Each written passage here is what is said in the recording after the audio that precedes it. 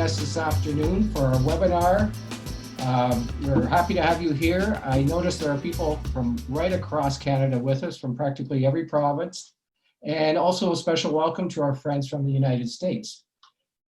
Today's webinar is The Church Needs the Laity with author Michael Higgins, with Nick Olkovich and Anne-Louise Mahoney. And in a few minutes, I'll take a moment to welcome everybody more properly. But first, a few words about today. The presentation today will be based on Michael's newest book, The Church Needs the Laity, The Wisdom of John Henry Newman, which is published in Canada by Novalis and elsewhere around the world by Paulus Press. My name is Joe Sinasak. I'll be your host this afternoon. I am Publishing Director for Novalis Publishing. So a word about why we are presenting this webinar at this time in our history in the midst of this pandemic. First of all, I don't think it's going to be a surprise for anyone for me to say that the church is going through quite a tumultuous time. Some of these challenges are imposed, of course, by social upheaval around the world, by a pandemic that we have all been struggling with for a year, and by many other movements. But also some of it is self-imposed. And I think we know of the many ways that we are struggling with internal challenges. So at such a time, we look for wisdom where we can find it. I hope Twitter isn't the place we go. There are certainly other places where we could go for more authoritative reflection. As is often the case, our own tradition offers quite fertile soil for investigation and reflection. So that brings us to John Henry Cardinal Newman, one of the Catholic Church's newest saints, of course, but also a leading thinker on the development of doctrine. Among other things, Newman is known for his philosophy on the role of the laity in the church. And it is this subject in particular that Michael Higgins explores in his new book. Coincidentally, we're also publishing a book called Looking to the Laity, Reflections on Where the Church Can Go From Here, which is edited by Anne-Louise Mahoney. This collection of essays is written by knowledgeable Canadians, many of them Novalis authors whom you will know, and it offers contemporary reflections on this theme. So really, we can't think of a better time than right now to have a discussion on the role of the laity, fueled by Cardinal Newman, brought into conversation with today. So once again, we're looking forward to having this discussion this afternoon with all of you. I hope you enjoy it. And finally, I don't want to forget to mention that both books that I have mentioned will be on sale for those of you who are here with us today with a 20% discount. And we'll tell you at the end of the webinar how you can get those books with that discount. So I'd like to start with a welcome to our panelists. Michael, you will know, and we'll give you a fuller, more fulsome introduction in a few minutes. With me as well is Nick Olkovich. And Nick, glad to have you with us this afternoon. I'd like to say a little word about Nick.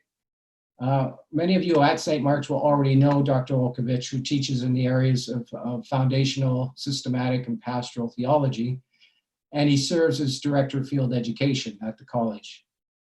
His ongoing research focuses on Christianity's relationship to liberal democracy, and on our religious responses to this current, what he calls the populist moment.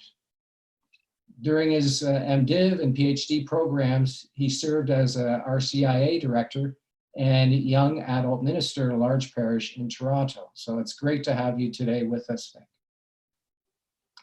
Anne-Louise joins us today from Ottawa. She is the editor of Looking to the Laity, and has been for many years one of my favorite collaborators as managing editor for Novalis Publishing. She is one of Canada's foremost editors in the religious field, and I say that with utmost confidence, having worked with her all these years. There's no one like her in religious publishing in this country. And I'm so glad to have you with us today, Anne-Louise. And as I said earlier, she will be the moderator for today's discussion. So that brings us to Dr. Olkovich. If you would like to take over now, the microphone is yours. Perfect. Thank you so much for that, Joe. And I just want to thank everyone for spending a little bit of time with us this afternoon. Well, it's afternoon here in Vancouver as well. It's a pleasure to introduce our speaker today. Michael W Higgins, a native Torontonian, is an author, scholar, Vatican Affairs specialist for the Globe and Mail, papal commentator for the CTV network, educator, CBC radio documentarian, columnist, and former senior academic administrator. He has served as president and vice chancellor of two Canadian Catholic universities, St. Jerome's University and the University of Waterloo, Ontario, and St. Thomas University, Fredericton, New Brunswick, and as vice president for mission and Catholic identity at Sacred Heart University in Fairfield, Connecticut, where he was named Distinguished Professor Emeritus of Catholic Thought in fall 2020. He is currently principal and president of St. Mark's College and Corpus Christi College at the University of British Columbia.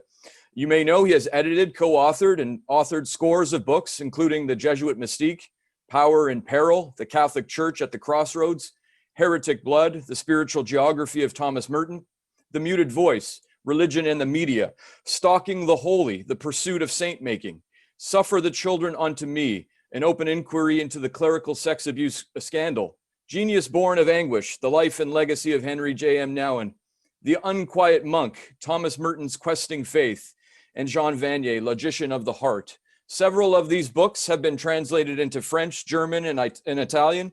Many have won awards and have been national bestsellers.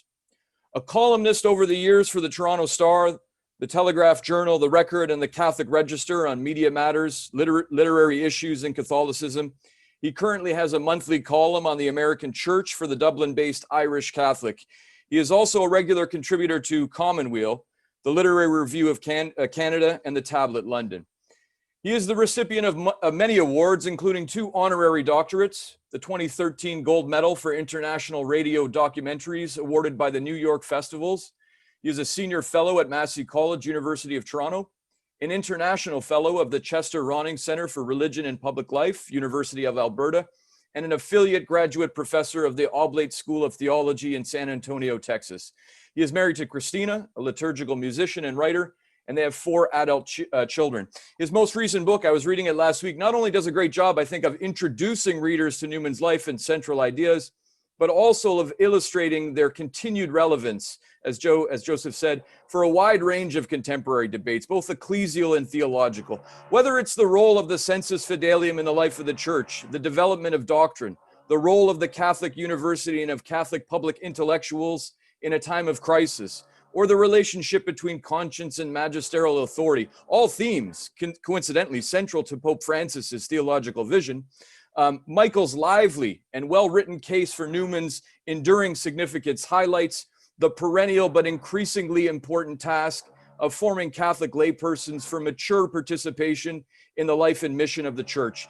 It's been a pleasure working with and learning from Michael this past year at St. Mark's College, and it's an honor to introduce him and his new book, The Church Needs the Laity, The Wisdom of John Henry Newman. Michael.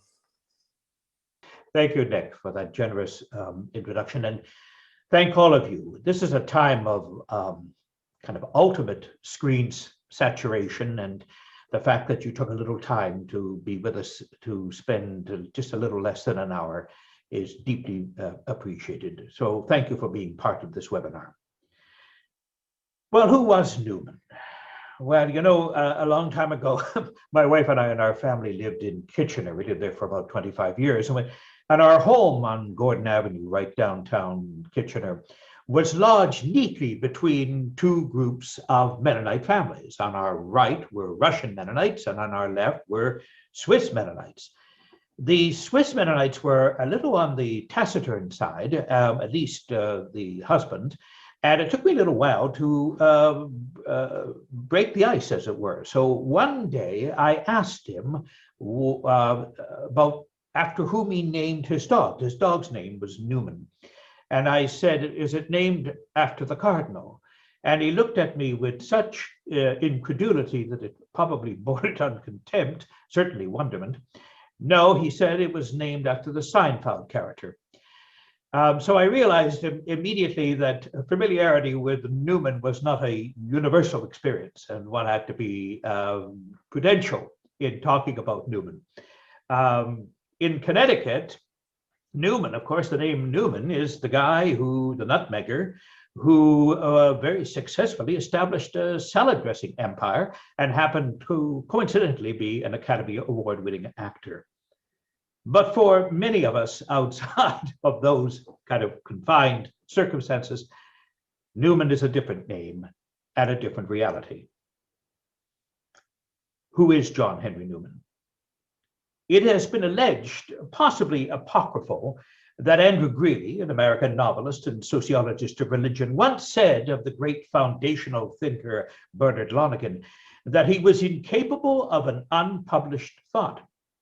But then again, it has been alleged, possibly apocryphal, that Bernard Lonergan said of Andrew Greeley that he was incapable of an unpublished thought.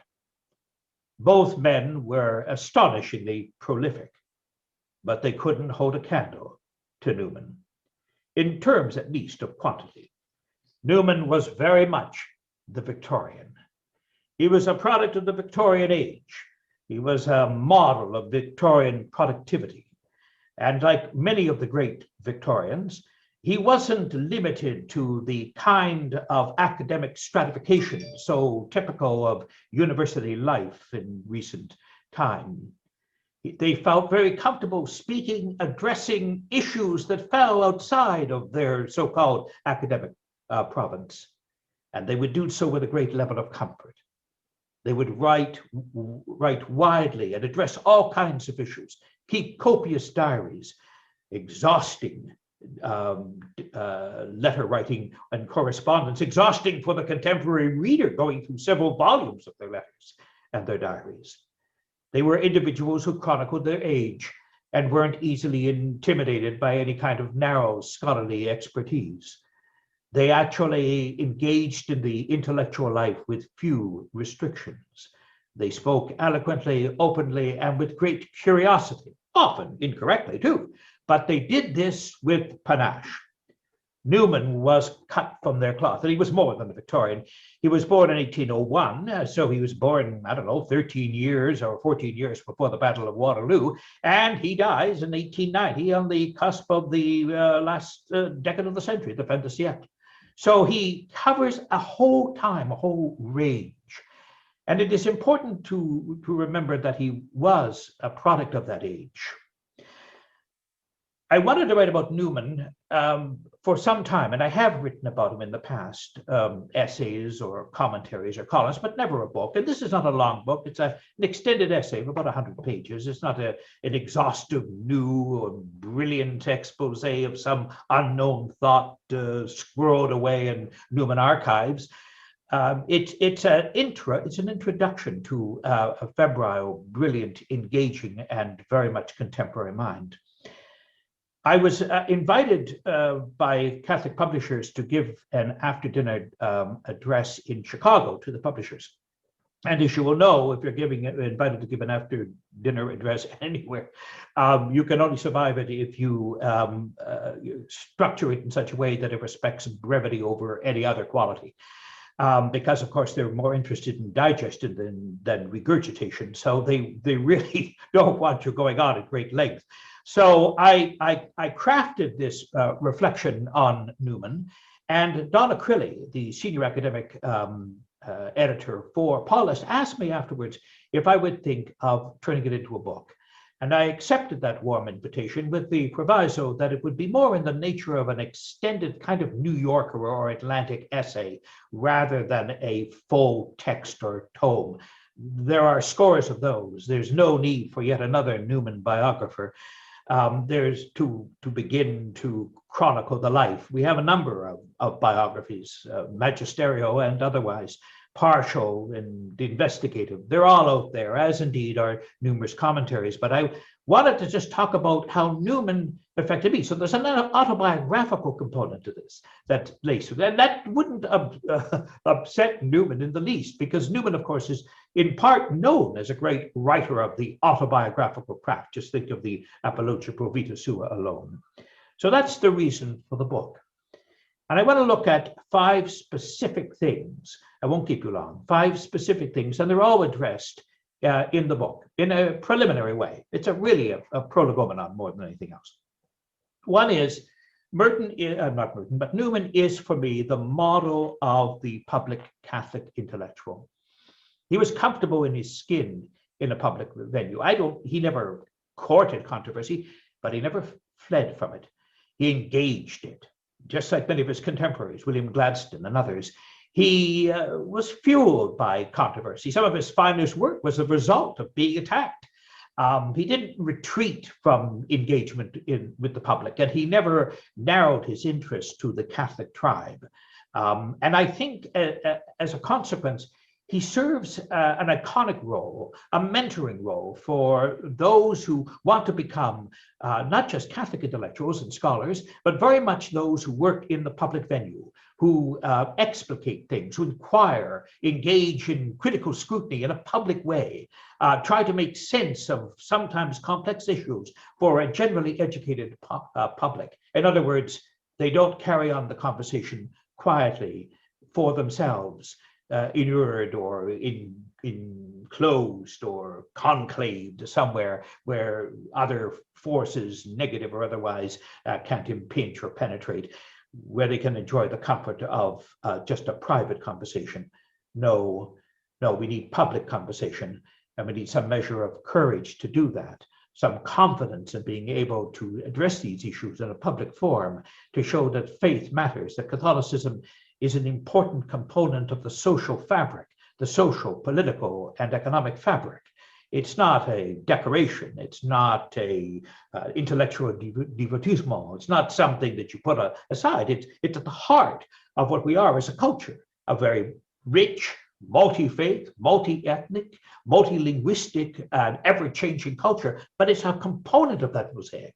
And we need people to articulate the best of that tradition. I keep saying Merton, but Newman was an exemplary model of that. I'll get to Merton because, of course, Merton in some respects was so greatly influenced by Newman, because he came to understand more deeply not only the elegance of a style, but of course the really substantive nature of his deep interiority and his spirituality and his theological temerity. But for many people, Newman is known primarily, I suppose, as an advocate for the liberal arts. Those of us who work in a university setting, whether it's an undergraduate or graduate setting or professional schools, realize how important liberal arts education is.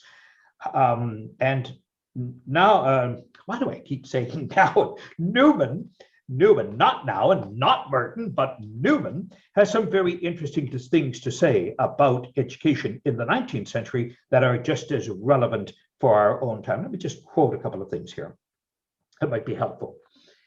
It is the job, as Newman argues, of education to produce fair critics of both received and of untried ideas.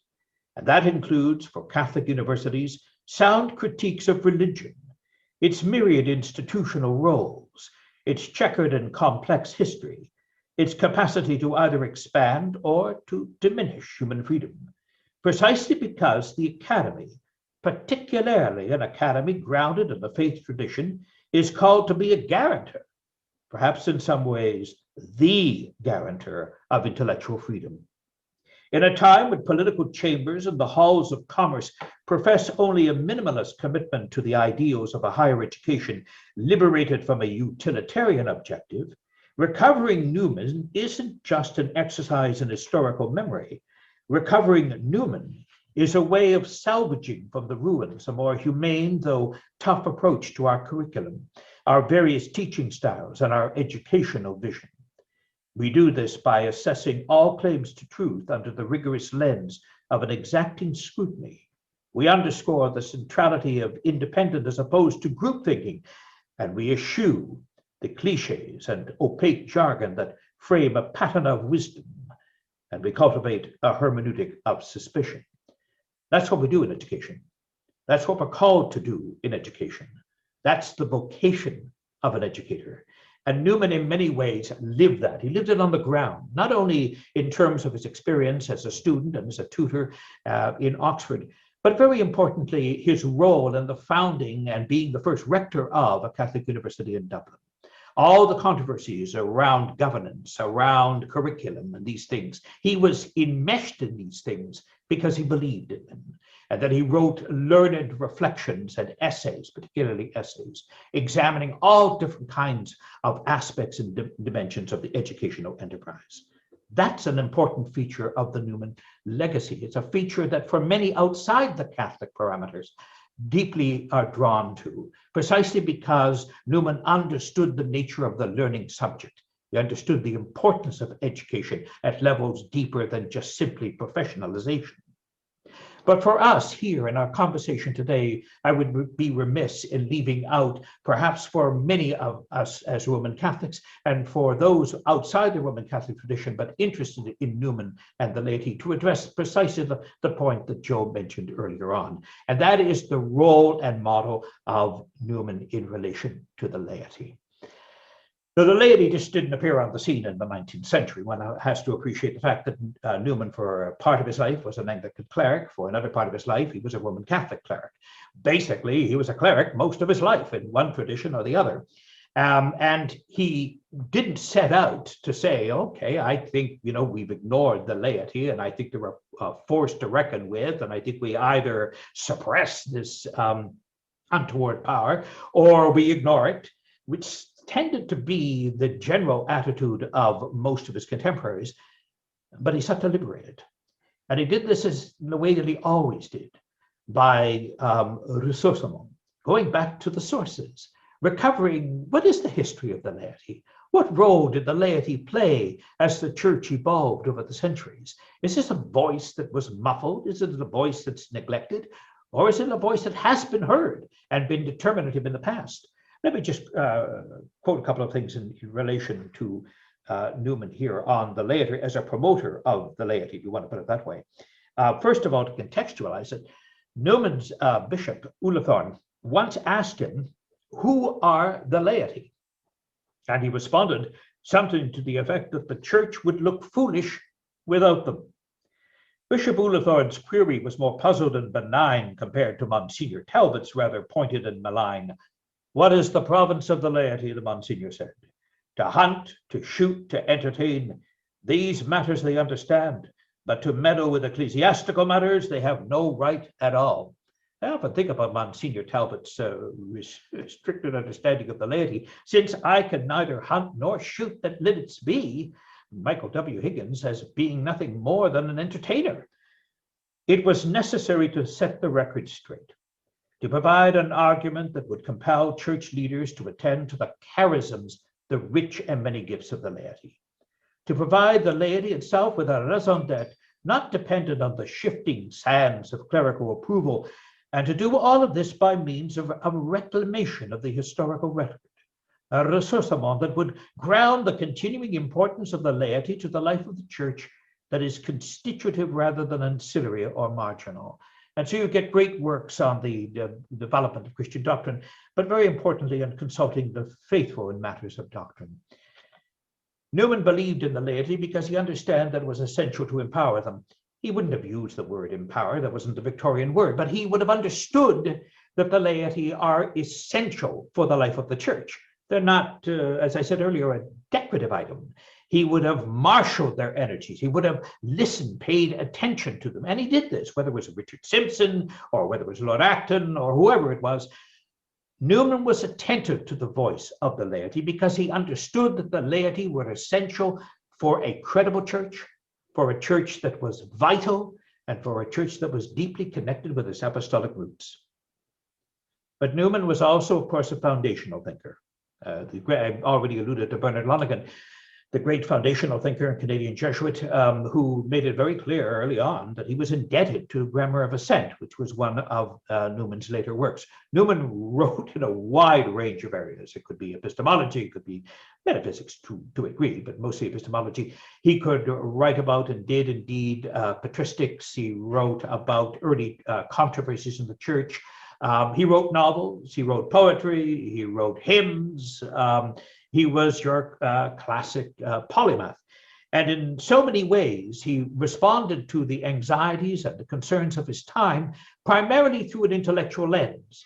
Now, it would be unfair to compare him and say, well, was there no pastoral side to him? I mean, he lives a good deal of his life within the confines of Oxford Cloister, or he lives at Littlemore when he withdrew there with some of his friends, or latterly in 1879, he's created a cardinal by Leo XIII. And so now the kind of thing that didn't happen from 1845, when he was received into the Catholic Church, up until the accession of Leo XIII, he lived under the shadow of Rome's displeasure. I think it's something that's important to recognize about Newman and his legacy. He simply survived. He didn't live in a church that took advantage of his extraordinary gifts. He was feared.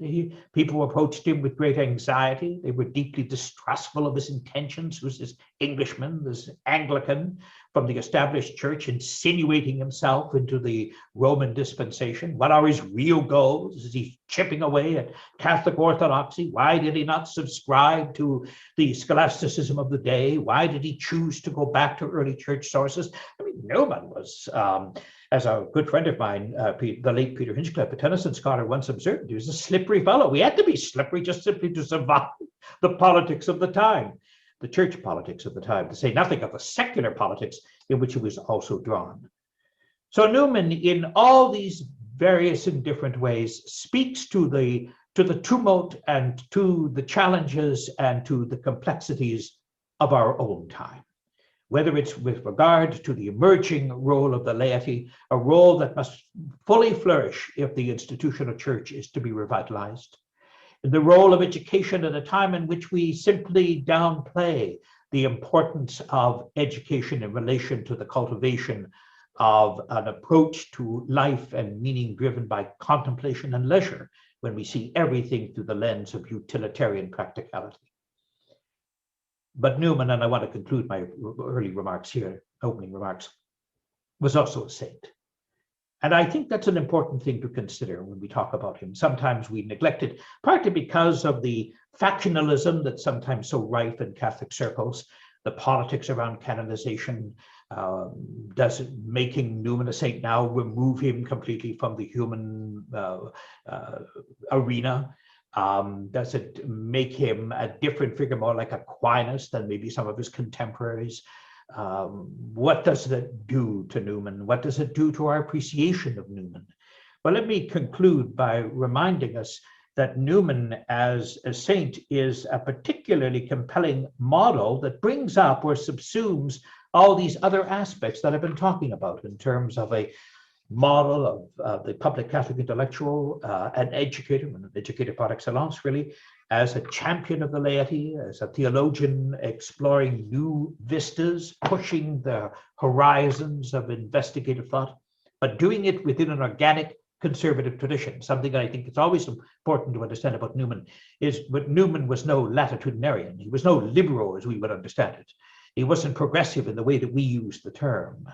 Newman would have seen himself firmly rooted within a living tradition, just moving the tradition, moving the boundaries of the tradition, sometimes tentatively, sometimes more aggressively, also always with scholarly and prudential judgment. But put all of that and subsume it under the category of saint, and what do you get?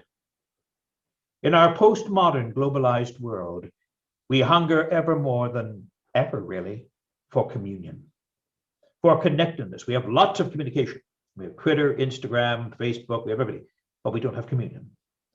And in the ancient teaching on saints, we can discover anew an antidote to the widespread feeling of existential loneliness, of cosmic isolation that seems such an acute feature of our own time. Sainthood as pap, as easy medicine for the frightened specks who inhabit the universe, is not quite what I have in mind. The saints are not fodder for the superstitious, not commodities for those entrepreneurs with an eye for marketing to the devout.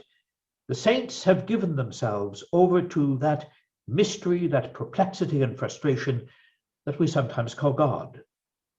And because they are the true stalkers of the holy, they speak to our collective need for trans-historical meaning, for perpetuity, to be alone with the alone, as Aquinas would say. The saints are not an antidote to our agnosticism. They are a still point in the whirligig that is life. they are an aperture to wholeness. Keeping in mind what saints can be for our time, and keeping in mind the specific life and legacy of John Henry Newman, we can see that he fits very ideally in the context of the Bergoglio pontificate. Why? Because for Francis, two key pillars of Catholic Church credibility lie in dialogue and witness. In so many ways, Newman incarnated those principles in his own time and serves as a model for ours. Thank you. Thank you very much, Michael. So we have a few questions here, if you're willing to jump in. Oh, sure. Okay, so here's the first one.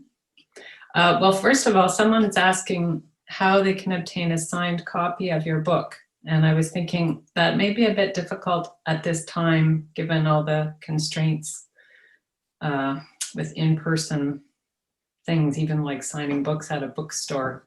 So maybe that's something that we can think about and get back to people on. Okay, so here's the question.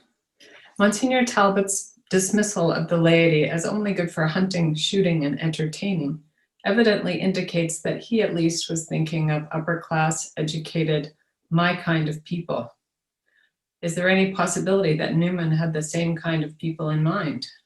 There surely was no grassroots lay voice at that time, such as we have in today's church. And very few Victorians had the means to shoot or hunt, or any opportunity to entertain the upper clergy.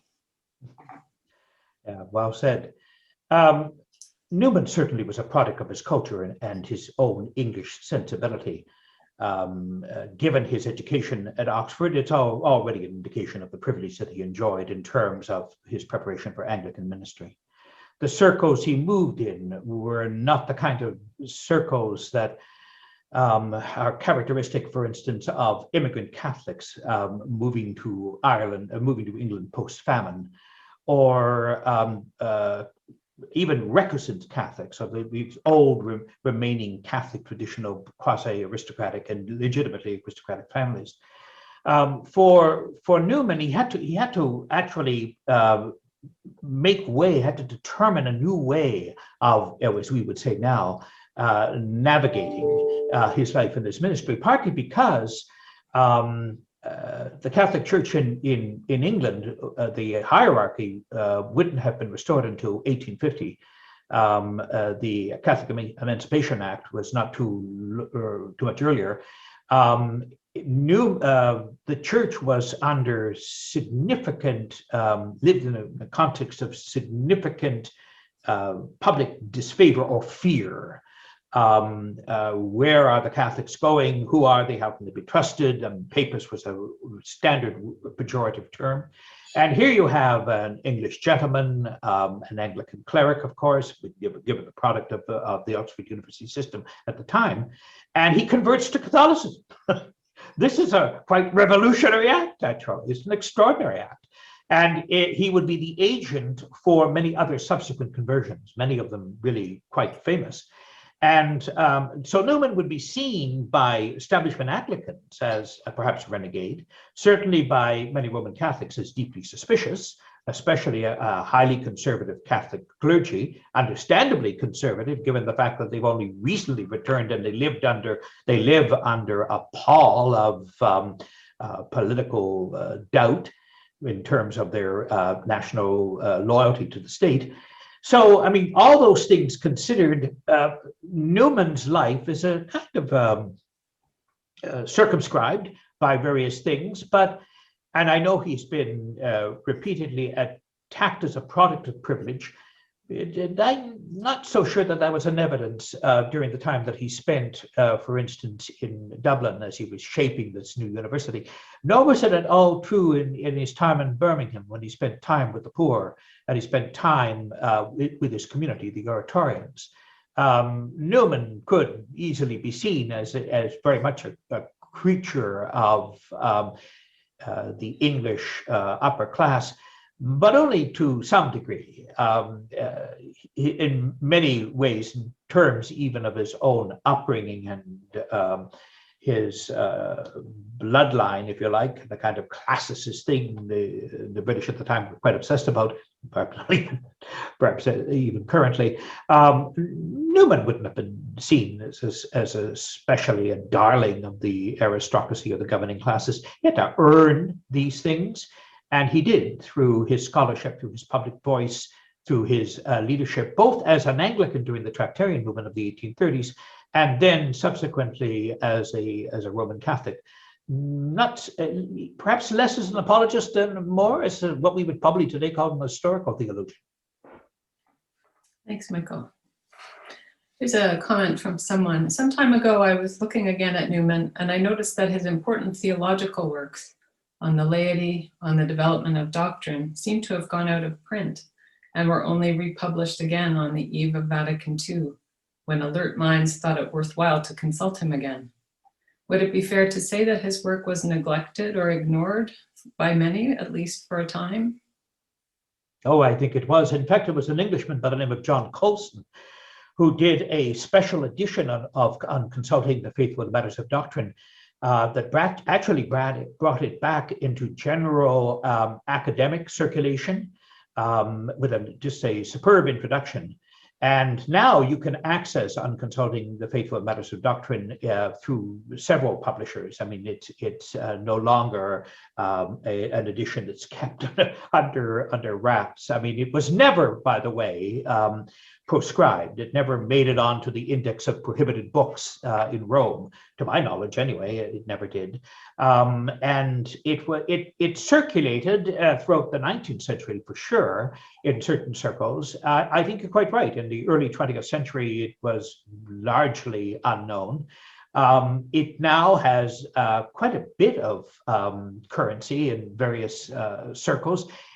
It's very much a product of a specific context, but it does some wonderful things. It again digs deep into the historical record, provides about 5 specific historical incidents. He elaborates further in a second edition of an earlier work in which he draws on some of the same sources, making the compelling case that the laity saved the church. Bad judgment on perhaps of episcopal leadership, theological unorthodoxy, whatever. It was the laity that brought the church back to a deeper awareness of its fundamental roots. And this was classic Newman, whether it was in his more combative or apologetical mode, or whether in a more sublime and contemplative one, he would always go back to the sources. He would look for historical types. He would look for specific concrete instances to marshal in making his argument. He never wanted it to be just simply an abstract construction. He wanted it to be historically rooted. And I think that's important in understanding Newman. Newman didn't see the church as somehow discontinuous with its past. He saw it as an important living organism that re-engaged constantly with its past, to be recharged, to be brought back to its original purpose. And he was quite fearless in doing this, because you have to remember that one of the compelling reasons behind his conversion to Catholicism was not a natural attraction to the Roman Catholic Latin European sensibility. He felt quite uncomfortable in that world in many ways, because it was so foreign to him. But because the sheer logic of his research, the sheer depth of his inquiry, made him realize that again and again that the argument that he was advancing, the ecclesiological argument we would argue today, that the Anglican Church is the via media, no longer held water for him. Through a careful examination of some early church controversies, he concluded that this could no longer be the case. And so he began that process of disengagement, all right, for several years, before he finally was received into the Catholic Church, as we sometimes say, in 1845. So Newman's wasn't an overnight conversion. It was a very careful, calculated, thought through, nervous conversion, because really genuine conversions upset the human sensorium. When you have a deep conversion to something, it's not something facile, something convenient, something politically opportune. It's something that affects your whole being, the way you see things, the way you understand the world. So it's very important, I think, in understanding Newman, to understand the courage involved in the exercise of the act of conversion and the consequences of that act of conversion, and how it affected relationships, how it affected the church that he loved, that he left, and how it affected the church that he loves but distrusts him, that he joined, and how he works that throughout the subsequent decades of his life, reminds us of the depths of his own interiority. It's easy to be attracted to Newman the thinker, attracted to Newman the controversialist, attracted to Newman the saint, and somehow in that process forget the complicated nature and consequences of this act of conversion. It wasn't a one-off. It was a carefully realized, culminating moment. I just want to conclude by making this one observation. When Pope Benedict XVI came to England to beatify, which is the penultimate stage of making a saint in the Catholic Church, John Henry Newman, just outside of Birmingham, there was a conference at Liverpool Hope University on Newman. I wasn't really one of the presenters, but I ended up writing the paper of the person who presented on behalf of our university. But the conference itself, which, as I say, was on the eve of the beatification, raised some very interesting points.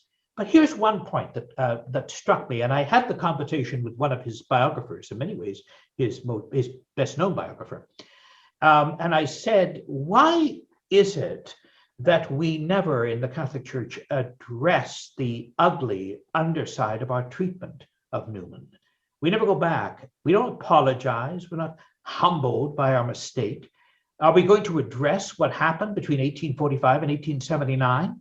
When in no small part we harassed, persecuted, denounced, delated, did all kinds of things about Newman, and then we suddenly canonize him. And I said, are we going to address our sorry record? He was unsure. I think it'd be quite political, because I think he was the one who wrote Benedict's address. In the address, we never did that. The church never said, oh yes, by the way, for most of his ministry, we hounded him, we distrusted him, we persecuted him. It does seem to me that that's an important part of the Newman experience. Sometimes you don't only suffer for the church, as Henri Claire-de-Sac said, sometimes it's much more difficult to suffer at the hands of the church. Newman did. Okay, that leads into the next. It's a combination of questions. So if Newman were living today, would he use social media to fuel the conversation by engaging the laity? And as a second part, how do we have dialogue and witness in this time of cancel culture? Because what I got from what you were saying is that in a way, Newman was canceled himself during his lifetime, but in looking back, the richness was found again. So how would he be part of that sort of dynamic today? That's a very good question. It's hard to know, given that he's so deeply encrusted in that Victorian tonality and way of writing. Of course, there's no Twitter, there's no Instagram, there's no social media of any form. I think that he would have engaged with our culture in as many and as multiform a way as possible. And I want to use an example. In the book, I speak personally, and I talk about an important mentor in my life, James Monroe Cameron. Cameron was a professor at the University of Toronto, University of St. Michael's College in particular. And he was a university professor who taught in 3 graduate divisions: English literature, philosophy, and theology. That was very rare. There was certainly no one before him who had a trifold appointment of that nature. He was a graduate of Balliol. He was an eminent Marxist philosopher who became a Roman Catholic after the Second World War. He was a Newman scholar. He had taught for something like 19-20 years at Leeds University in England, and then had become Master of Rutherford College at the University of Kent in Canterbury before he came to Canada. So the last, I think, 20 years of his life, actually, maybe a little less than that, were spent in Canada. I had the extraordinary privilege of spending a year. In those days, you had 26 weeks of classes. You didn't have limited semesters. Dealing with Newman, the Anglican Newman. So we were dealing with the Tractarians.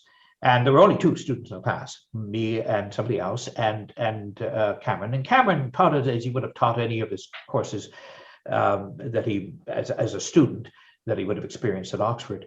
So you had the tutorials, you presented a paper every 2 weeks, and you did this kind of thing. It was very demanding. But one of the things I remember most closely about this was, in spite of all the careful erudition, the rarefied areas of exploration, dealing with primary editions, going over to the Tom Fisher rare book room and digging out those Victorian texts and dealing with these things, Cameron never allowed you to forget, if you were ever inclined to do so, that your responsibility as a Catholic intellectual or a scholar was to address the things that were going on in the public. They were never to be below your view. They were never the subject of your contempt. You had an obligation to talk to the community at large. And he exhibited that by going on television, by writing letters to the editor for the Toronto Star, by being a regular contributor to Commonweal, and at one point being this is a highly coveted position in intellectual circles in North America, being the Canadian writer for the New York Review of Books.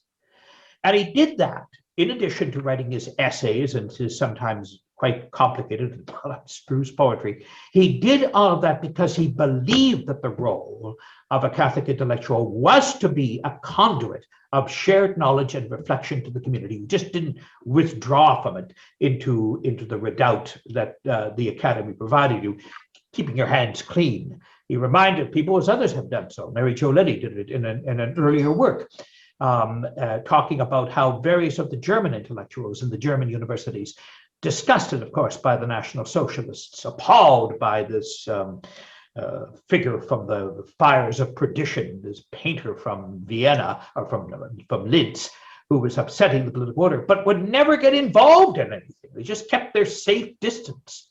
It was the abdication of the Academy. For Cameron, that's not an option.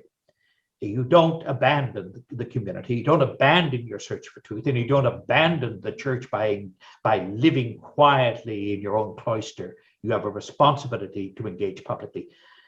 For Cameron, Newman was the model. For me, Cameron was the model. And in many ways, if you like, Newman was channeled to me through the public witness of Cameron. Cameron engaged with the press. My sense is that if Newman were around now, and it's hard to think of him outside of his historical context, but if he were, he wouldn't eschew any form of communication that allowed him the possibility of sharing his own intellectual and spiritual, as we would call it now, journey. Thank you.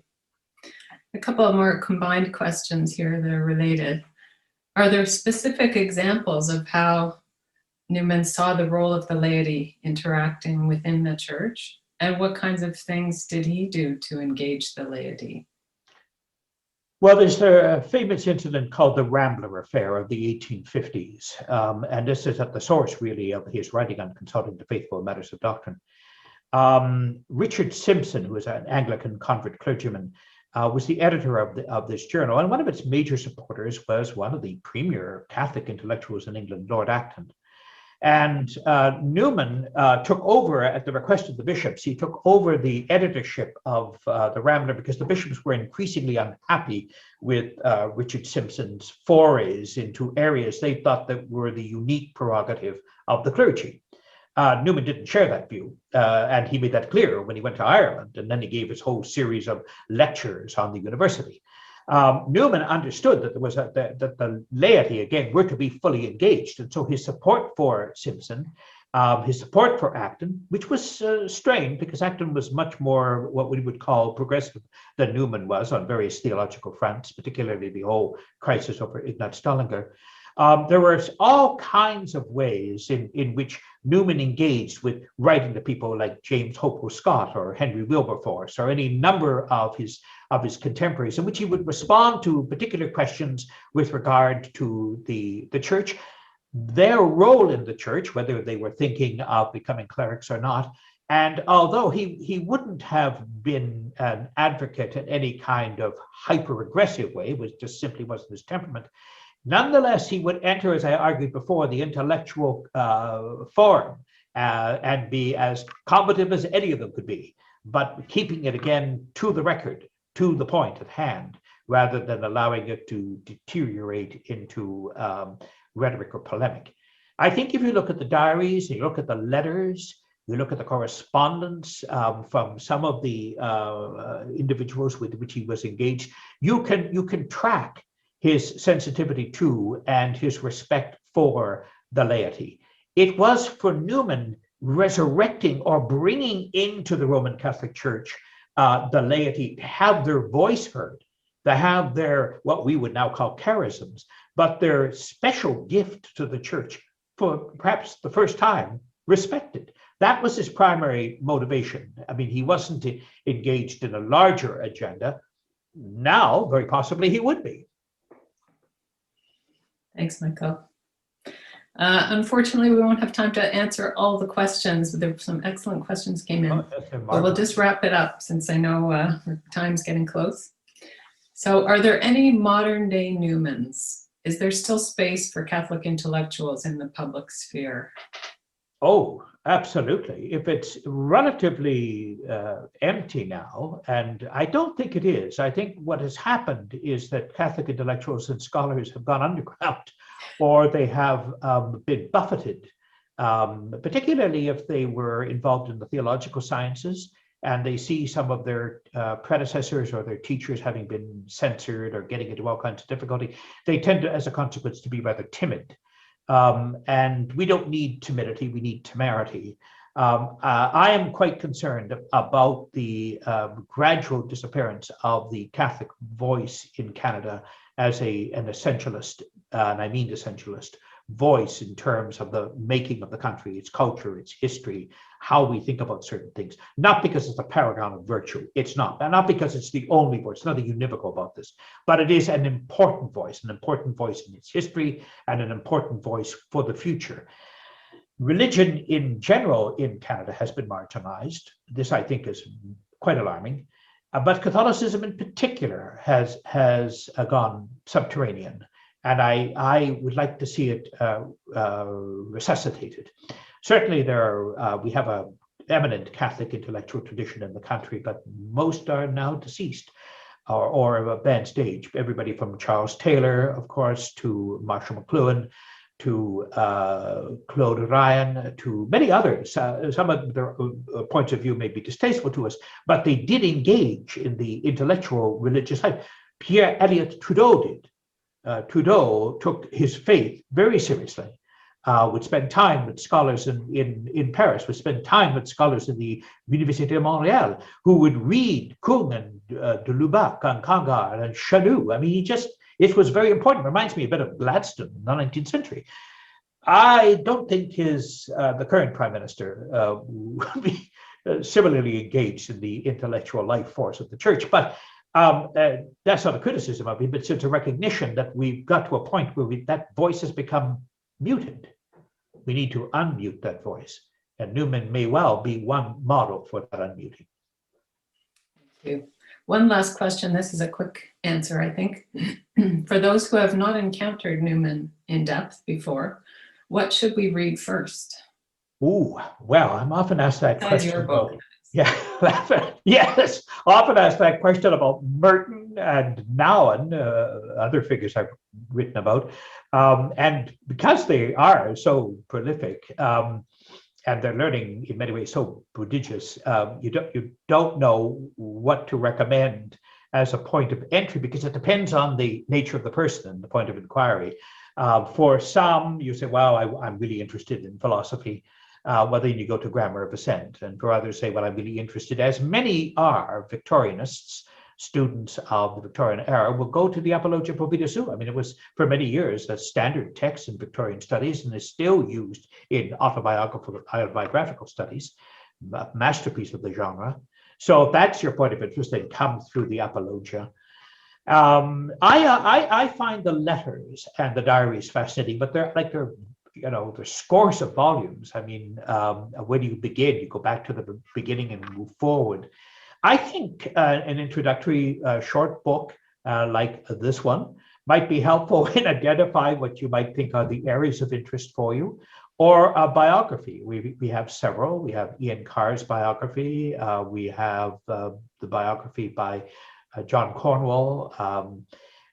Charles Design's biography, who was an Oratorian himself and who was an editor of Newman's letters, is a remarkably fair and lucid introduction. So they're all fine ways of points of entry. Thanks very much, Michael, for all your responses, and thanks to everyone who submitted a question. Thank you. Thank you for your patience. And thank you, Anne Louise, for being our moderator this afternoon. And thanks, I'd like to add my thanks to all those who were asking questions. There are quite a few references in the chat and in the questions that suggest that today's conversation really is a sort of an appetizer of Newman. We're just kind of scratching the surface, and particularly in the different ways that the laity today can think about their role and what Newman has to teach them. So I do want to thank Michael in particular for sharing with us this afternoon his investigations into Newman. It's been quite illuminating and very interesting this afternoon. And thanks very much for taking the time to share this with us. A few other people I do want to thank. Donna Crilly from Paula's Press for having the temerity to approach Michael after that speech and badger him into writing this book. As I told Donna at the time, I think it's a great idea, and its timing is absolutely perfect. I'm glad and honored, actually, that Novalis has been able to be part of this publishing project. A few others, I think, deserve some thanks for helping to make this happen this afternoon. I do want to thank Christina Dumont from St. Mark's. Christina has been helping us kind of behind the scenes in getting the word out and helping make sure that this presentation runs smoothly. Thanks very much, Christina. Thanks to our other panelists this afternoon. Nick Olkovich, I'm very glad you were with us today and were able to take part in our presentation and present Michael to us. And thanks very much, Anne Louise, for sharing this afternoon in helping us with the moderation of the panel. And I know that you were drawing too from your own wisdom in the work on the book that we have done, Looking to the Laity, and even trying to shape the questions and draw the questions out this afternoon that would be really helpful and really provide some fodder for discussion. So it's been a great afternoon in that way. And finally, last but not least, thanks to all of you who are with us this afternoon. I really appreciate you being here. Christina, if you could put up that slide about the books. I do want to remind all of you that because you're here with us this afternoon, you can get a 20% discount on either the Church Needs the Laity or Looking to the Laity. I had put in the chat the actual direct links to those pages, but if you didn't catch those, if you simply go to our website, both books are available right on the homepage, and you'll see the covers there, and you can click on them and find them, and use this code that is in the slide when you check out, and you'll get to 20% off. If you are not within Canada, you can go to pauluspress.com to find the Church Needs the Laity. So, once again, this has been a great afternoon. This is the sixth of in the Newman series, or the Novalis series of webinars we've done. I'm now catching Michael's habit here, switching out names. But it's always been great to have these little afternoon discussions. They're certainly illuminating for me personally, and it's great to have you with us.